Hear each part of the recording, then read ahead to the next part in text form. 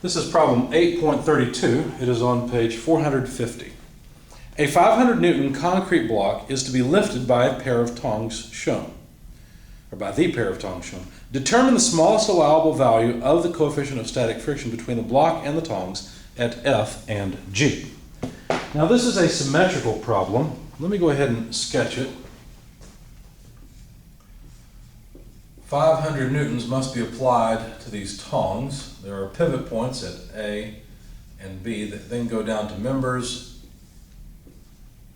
C, or joints C and D, I should say, that then go down to some members that are much more like tongs.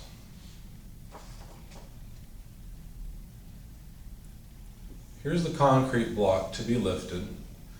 It weighs 500 newtons and measures 315 millimeters across. So this is point F on this side, and there's just contact. There's not a joint or anything there, there's just contact.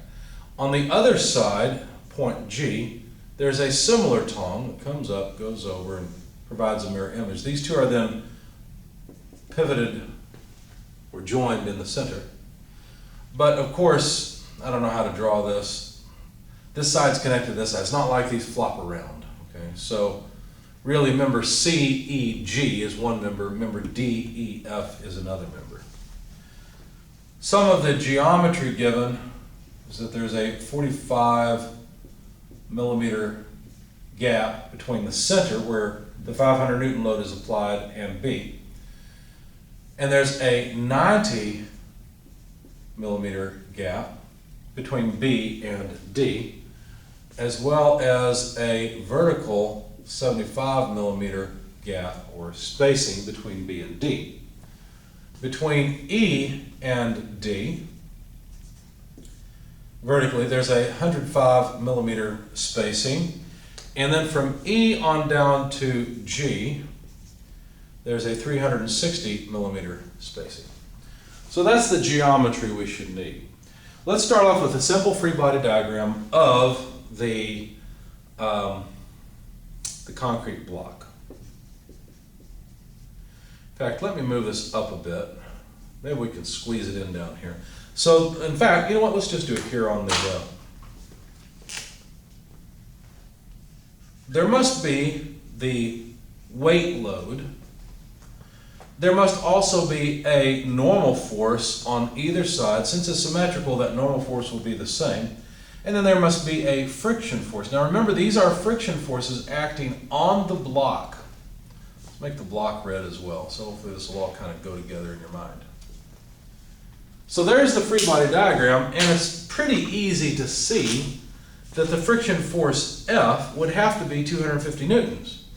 It's the same on both sides, so half the load has to be carried by either side since this thing's symmetrical.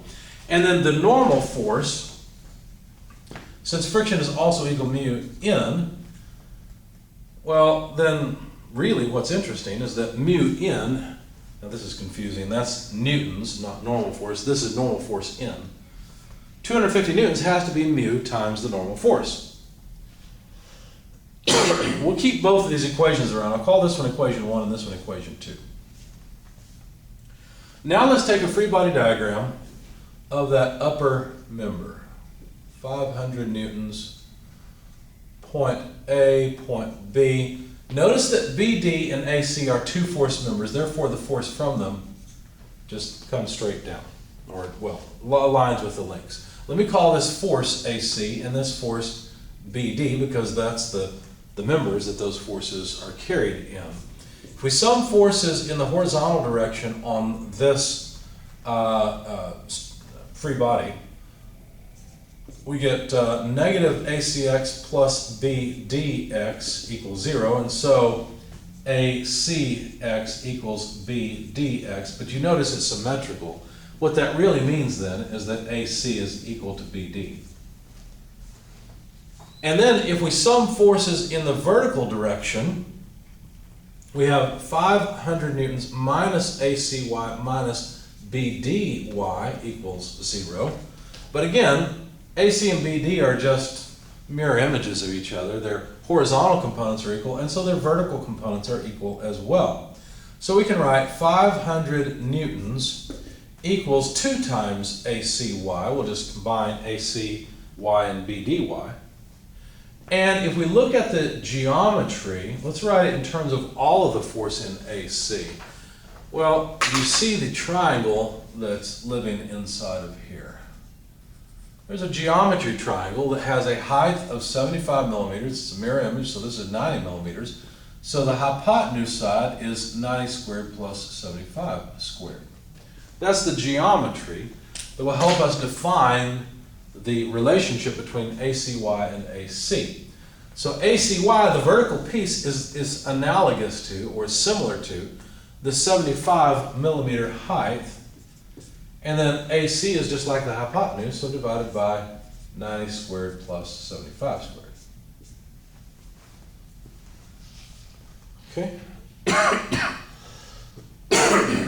When you solve for AC from this, you find that AC is about 390.5125 newtons, and that's also BD.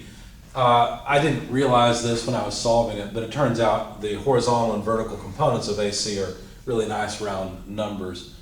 300 and 200, I believe, or maybe 300 and 400, I don't remember right now. It must be 300 and 200. Anyway, I just went ahead and used the entire force. So the next thing to do is to make a free body diagram of one of the tongs. So let me do this. Let me erase most of what I'm not interested in anymore. Okay, so the geometry still applies, but I don't think we need this geometry anymore. This is still what? Point D. But notice that now I know something about the force acting on it. I know that the force acts like this at 390.5125 newtons. Now, like I said, I know something about the directionality. I guess I do still need the triangle that was over here, that 75, 90, root 90 squared plus 75 squared, because that'll define the geometry or the directionality of force BD, but we'll just leave it there. I don't really care about the forces at E, but I'll go ahead and note there must be some EY, EX, whether it's to the right or to the left, whether I've drawn them correctly or not, I don't really care, because ultimately what I will do is sum moments about E. Now the entire point of this free body diagram was to get the force in member ACBD. We've done that, so let's get rid of this bit. Now if there is a force, a normal force acting on the block must be applying an equal and opposite normal force. See, these blue forces are forces on member D, E, F. There must be an equal and opposite force on point F on this tong. Okay? If the friction is acting up on the block, then the friction must be acting downward on the tong. So you see what I'm doing? I am eliminating the block. In fact, let me just eliminate it.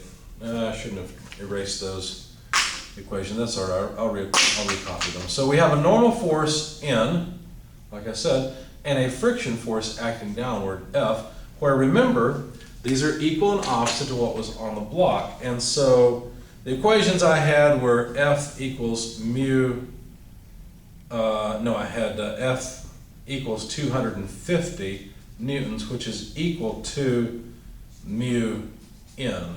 I called that equation 1 and this one equation 2. Okay, that's what I had written before.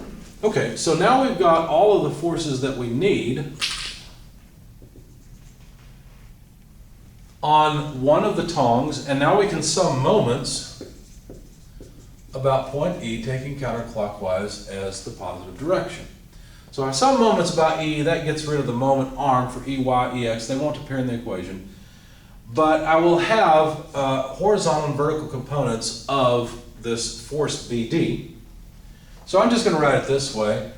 The vertical and horizontal forces, well, the horizontal force about E will cause a positive moment, so will the vertical force. So both of these terms will be positive, so BDX times its moment arm. Well, its moment arm is this height of 105 millimeters. Now forgive me, but I'm not going to put the millimeters in because this equation is going to become a bit long.